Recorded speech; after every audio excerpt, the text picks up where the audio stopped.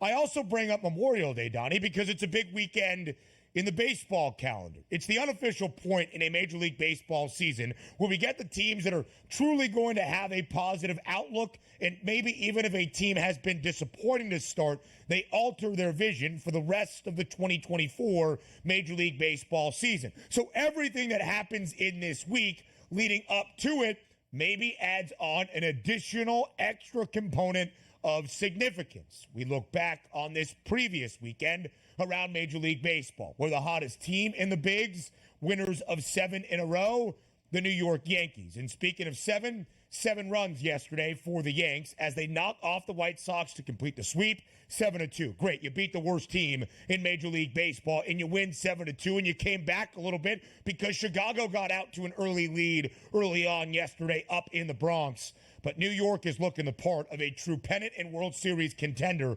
7-2 yesterday, 7 straight wins for the Yanks, led behind the resurgence of Aaron Judge as well. 16-6 at home now for the Bronx Bombers. They were flexing on them yesterday as Chris flexed on them with 4 innings, 8 hits, 7 earned runs, 4 Ks, and 1 walk. And Soto, who was the hero of the day previous, didn't even get a base hit yesterday, and it didn't matter because Aaron Judge and also Birdie with 3 RBIs, including 1 home run in that game for an easy victory. Carlos Rodon, the much maligned from last year, Carlos Rodon improves now to 5-2 on the season for the Yankees. 6 innings pitched, only 2 earned runs, 6 Ks, allowing 2 walks here. And also keep in mind, we're waiting on Garrett Cole to come back. The latest reports on him, they are looking forward to him facing live batters sooner than later. So if you're getting these type of performances and a 33-15 number without maybe the best pitcher in Major League Baseball expected to come back sooner than later, that's pretty impressive. I like what I see out of the New York Yankees in every aspect of their game right now, Ben. 33-15, the record for the Yanks. It is the best in the American League. Those 33 wins, second most in Major League Baseball, only behind DRS's Philadelphia Phillies. But 33-15 for New York. That is the only team in all of the American League with more than 30 wins. And Aaron Judge yesterday, 2-run shot in the 5th inning. On May 4th, Aaron Judge was ejected for the first time in his Major League Baseball career. He was hitting .209 at that point. From that juncture, May 5th and beyond, a .432 batting average, 7 homers, 13 ribbies, and the New York Yankees 11-2 in that span since the beginning of May, just over 2 weeks ago. Aaron Judge is starting to figure it out, and the 2 guys atop the American League MVP odds both play in the Bronx. Juan Soto, newly acquired, plus 260. Aaron Judge, just over $1 behind at plus 380. Yeah, Soto's been incredible here. And also, you take a look at a game where the New York Yankees scored 7 runs, but between Judge and Stanton, they went 1 for 8 combined. Now, granted, that 1 hit that you had for Aaron Judge was a home run with 2 RBI, but to get the point where you're starting to spread it around where not everybody in the lineup has to perform all at once and other guys can pick you up, it's a sign of the good times here for the New York Yankees. And also keep in mind, it's a big market team. Even though they are running in first place right now, they're going to add on at the trade deadline. We'll see what they can actually do. But I think maybe one of those big additions around the trade deadline will be like, hey, we got back Garrett Cole over midsummer here, hopefully within the next month. And that's as big as a trade as you can possibly make, specifically, Ben, if he's back in his Cy Young form. Again, best in the American League versus worst in all of MLB. That's the Chicago White Sox, only 14 wins to their name this year. So, of course, the Yankees were booked as a minus 335 money line favorite. They make good on that number. 2 best records in the AL, both hail from the top of the American League East. That's New York in first, 33 wins, but not all that far behind the Baltimore Orioles. 29-15 for the O's after a 6-3 win yesterday at home in Camden against the Seattle Mariners. Baltimore takes the weekend set against the M's 2-1. They won the opening game of the series and game number 3. 6-3 yesterday. Baltimore nearly a $1.50 favorite on the money line yesterday. Total closed at 6 and a hook yesterday inside Camden. It does go over.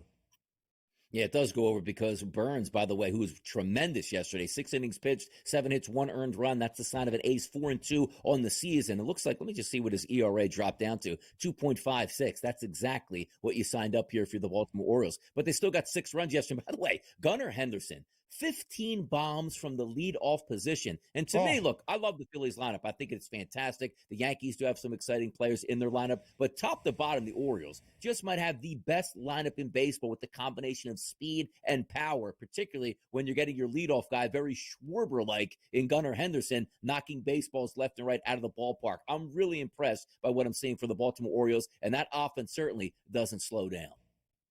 Gunnar Henderson turns 23 in June, but at this moment, he's got 15 home runs. He's got 31 RBIs, and he's batting .270 out of that leadoff spot for Baltimore. The O's certainly on pace, a team everybody was optimistic about entering the year. Baltimore does look the part. The Guardians, a big win yesterday in their weekend series against the Minnesota Twins to complete the sweep. Minnesota, what a streaky team. The Twins have now lost 6 in a row, but yesterday it was a walk-off in the land. The Guardians win 5-2 as a very slight home money line favorite around -115. Will Brennan, the 3-run shot in the home half of the ninth to give the Cleveland Guardians the victory yesterday. Yeah, wacky finish to that game, too. A lot of bad base running, questionable base running decisions to have that sort of worked out in the Twins' favor to even get it into extra innings. But also, you're taking a look at the Twins, man. You're right about a streaky team. That was one of the better lineups in baseball with not a lot of names that you actually have known. Over the past 6 or 7 games, they've went completely into the tank against the Guardians and the Yankees here. That offense has to start to perform or they're going to continue to sink and possibly get below 500. They had won 12 straight to end out April into early May. Now they have lost 6 in a row. The ebbs and flows of a long Major League Baseball season. Minnesota is still 2 games above 500. Cleveland's second most wins in the AL. 30 of them. More around MLB now. Keep an eye on those bad guys in the American League. That would be the Houston Astros. Still a losing record at this moment. But the Stros starting to find their footing. They win yesterday in the series finale at home over Milwaukee 9-4. Booked as a -142 home money line. Favorite a total of 8.5. Does sky over. Kyle Tucker is on an absolute heater this season. Even with some of the struggles for his teammates in the Astros overall, Tucker has not. 2 home runs yesterday, a 4 RBI performance. Houston wins the weekend set against the Milwaukee Brewers, who are still in first place in the National League Central. The Astros DRS have won 8 of their last 10, starting to play much better baseball with Memorial Day weekend on the horizon.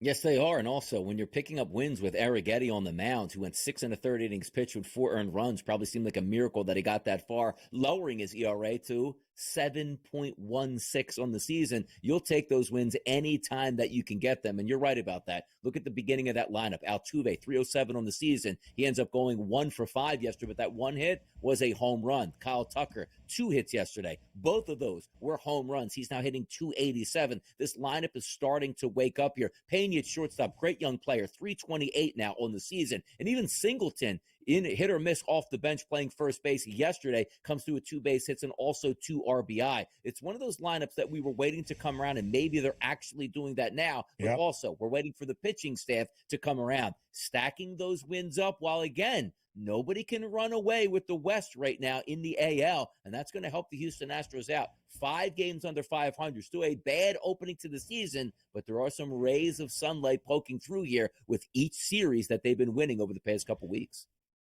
21-26. That is still Houston's record. When you look at their odds to win the American League, 7-1 right now, tied for 3rd best alongside Seattle. So the odds makers have been hesitant to move the numbers too much on the Stros, knowing it's a long Major League Baseball season. And now those odds makers looking a little bit more optimistically at Houston because they only have the 2nd best price in the American League West at +175, only behind Seattle. Because the Mariners are the only team in the AL West to have a winning record 3 games above 500.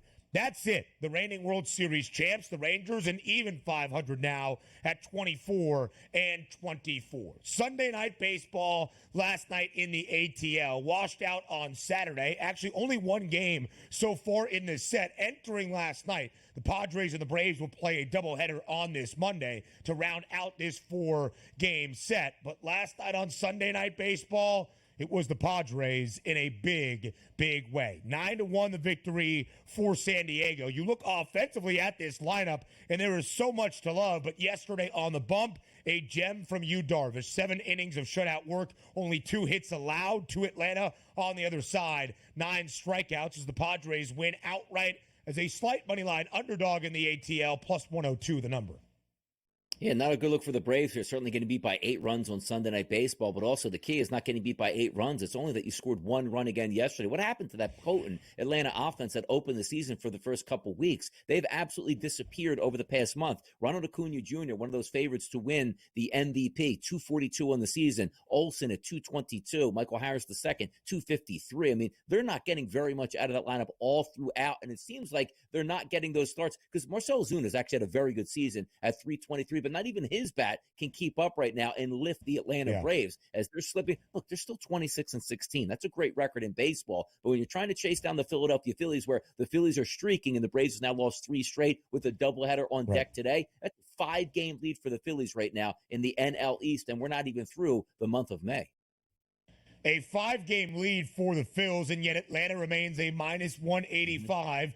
Minus 185 odds-on favorite. It is a 5-game deficit for the Braves behind the best team in Major League Baseball. That's Philadelphia. I can understand keeping the Braves as the odds-on favorites who have won the National League East 6 consecutive seasons. But at a certain point, 5 games is a lot. And the Phils have won 3 straight after they sweep the Nationals over the weekend as well, plating 11 yesterday in the series finale. 34 wins, DRS, for your Phils, the most in all of MLB.